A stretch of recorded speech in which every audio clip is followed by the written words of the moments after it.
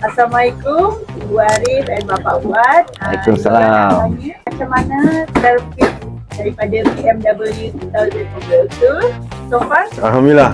Sebenarnya hari pertama saja bila kita sampai saja di airport, dia punya servis yang pertama je kita rasa dah memang sangat menarik lah. Ya, betul. Sebab Dikalungkan dengan selendang selendang yang tak semua orang ada lah. Ya, belum Belum kali pernah, pertama. ya. Ini kali pertama memang baik lah servis dia. Dan disambut dengan welcome.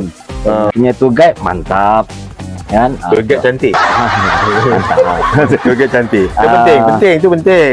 Yola dan juga Mary, lepas tu Pak Supir yang hebat, Pak Darwin semuanya memang cekap memandu, sabar, yang penting sabar. Kali ni kita guna BMW 2002. Memang dia punya guide perempuan dan menambah seri lah, orang apa kita punya peserta rombongan ni suka lah kan.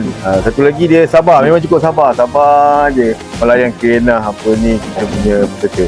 Itinerary yang cukup padat, maknanya yang datang pun puas hati, macam-macam tempat dapat pergi. Hinggalah ke akhir tahun ni pun, kalau yang lain mungkin dah terus balik dah pagi ni. Ya, betul. Kita dimasukkan lagi dengan beberapa lagi Itinerary dia.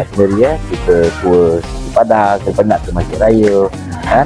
Ni sekarang ni di Balik Kundang, yang paling tak boleh dilupakan oleh peserta cultural show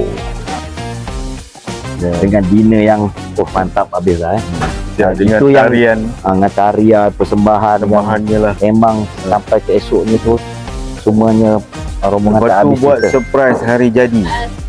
Orang lain tak buat lagi surprise jadi tu. Satu lagi nak cakap, Apa tu? kita akan cari lagi BMW. Kita akan sampai lagi dengan grup-grup yang lain, InsyaAllah. insyaAllah. Pastikan BMW sahaja. BMW 2002 Tour and Travel, the best.